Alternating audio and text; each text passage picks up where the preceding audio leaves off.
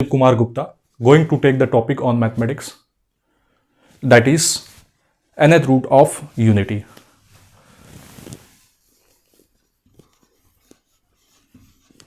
तो देखिए nth root of unity की बात करेंगे तो जनरली क्या है, यहाँ पे हम क्या कर रहे हैं, रूट फाइंड कर रहे हैं. कैसे? अगर आप थोड़ा सा कॉम्प्लेक्स नहीं सीखे हैं तो आप ऐसे लिख दिए x का power n is equal to 1. मैंने आपसे पूछा कितने रूट्स होंगे, तो जवाब मिला n रूट्स होंगे. अब सवाल उठता है कितने रियल होंगे और कितने इमेजिनरी होंगे, वो धीरे धीरे समझेंगे. तो यहाँ पे कॉम्प्लेक्स में जब हम बात किए, थोड़ा सा रिप्रेजेंटेशन इसको ऐसे कर लिए, z का पावर 1 इज इक्वल टू 1 कर लिए.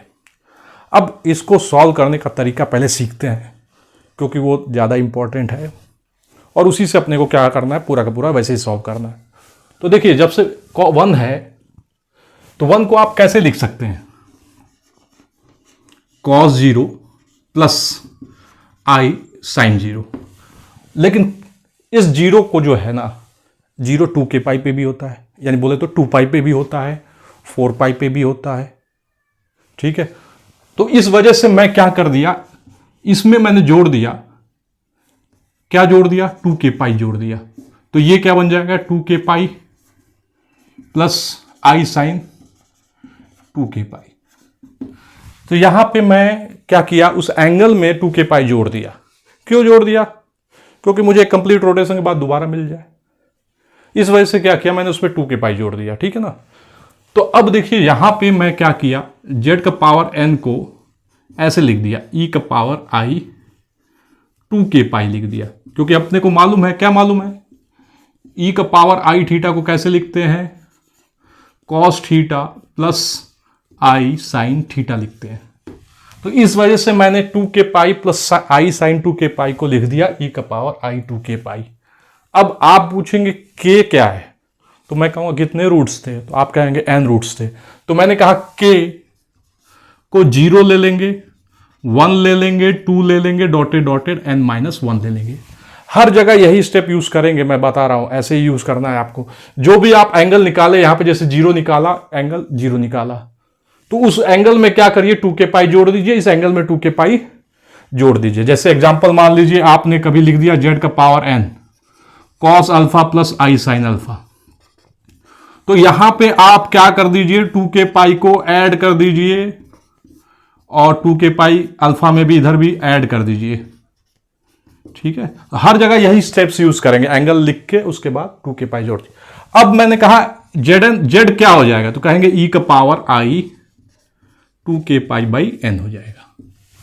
देखिए बहुत सारे प्रॉपर्टी होते हैं nth रूट का, स्टेप्स अभी आते हैं कि अब जितने रूट्स आएंगे वो कैसे होंगे, फिर वो किस पे लाई कर रहे होंगे, हर एक रूट्स के बीच में कितना डिफरेंस होगा एंगल का.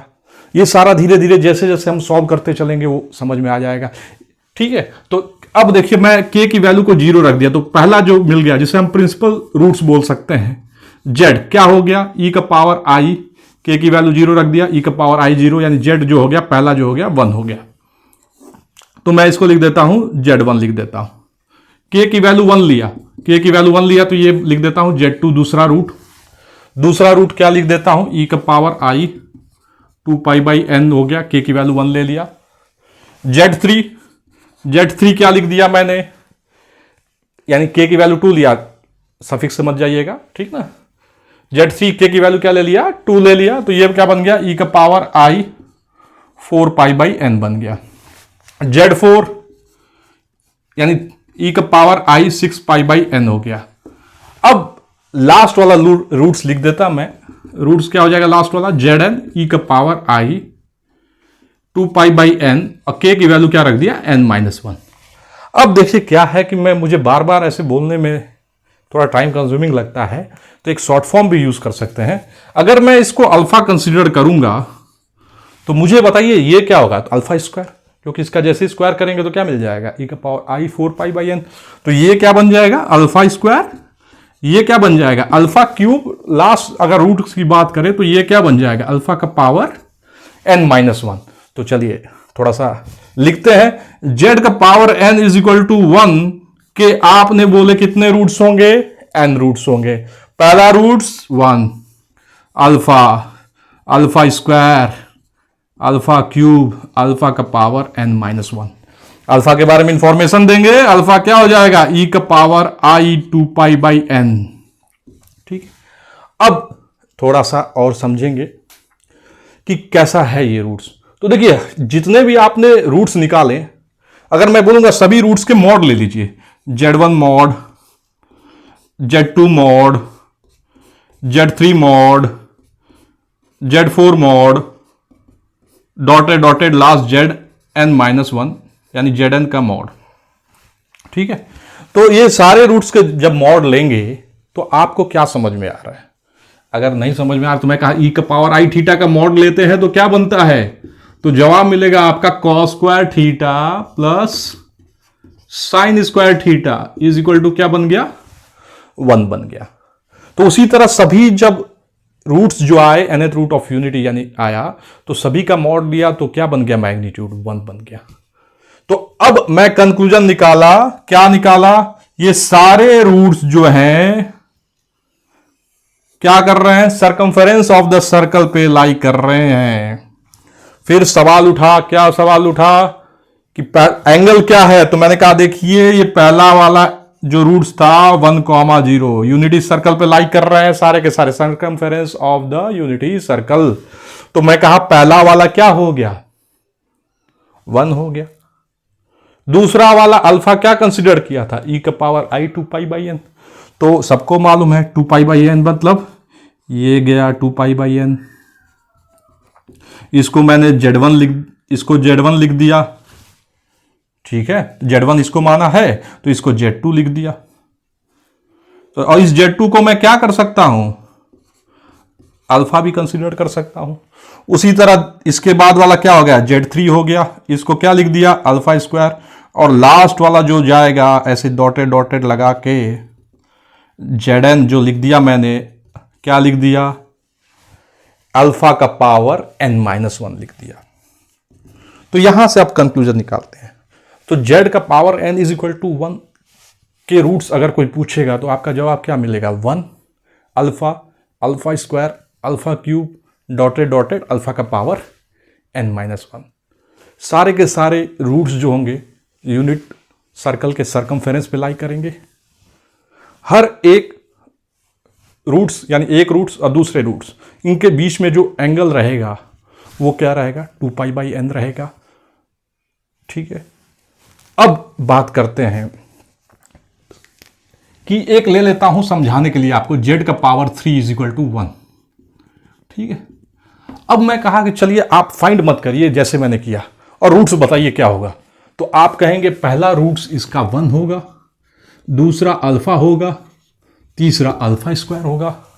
तो अल्फा की वैल्यू क्या होगा, तो कहेंगे कितने रूट्स थे, 3 थे। तो अल्फा जो हो जाएगा वो क्या बन जाएगा, e का पावर, अल्फा इज e का पावर 2π/n यानी n की वैल्यू क्या हो जाएगा, 3 हो जाएगा। ठीक है ना, तो अल्फा स्क्वायर क्या हो जाएगा, e का पावर 4π/3 यानी रूट्स मैं लिख रहा हूं, देखिए 1 e का पावर i 2π/3, e का पावर i 4π/3, ये जो हो जाएंगे क्यूब रूट ऑफ यूनिटी यानी 3 रूट्स हो जाएंगे, z cube is equal to 1। उसी तरह जब मैं z का पावर 4 की बात करूंगा तो क्या लिखूंगा, z का पावर 4 को, z का पावर 4 को 1 अगर मान लिया तो क्या लिखूंगा मैं, तो कहेंगे 4 रूट्स होंगे। पहला रूट्स क्या होगा, 1, दूसरा रूट क्या होगा, e का पावर i 2π/n बोले तो 4, फिर क्या होगा, e का पावर i 6π क्या हो जाएगा, ये 4π आ जाएगा यहां पे, 4π/4 हो जाएगा। ठीक है, फिर क्या बन जाएगा, e का पावर i 6π/4 यानी बोले तो क्या हो जाएगा, 1 e का पावर i π/2, e का पावर i π, e का पावर i 3π/2 यानी 1 i -1 i। यानी इन चारों रूट्स में अगर ध्यान से देखेंगे यूनिटी सर्कल पे तो लाइक किया, ये 1 हो गया, ये i हो गया, ये -1 हो गया, ये -i हो गया, एंगल कितना गया, π/2, π/2 पाई कर दिया। अब हम बात करेंगे कितने रियल रूट्स होंगे और कितने इमेजिनरी रूट्स होंगे।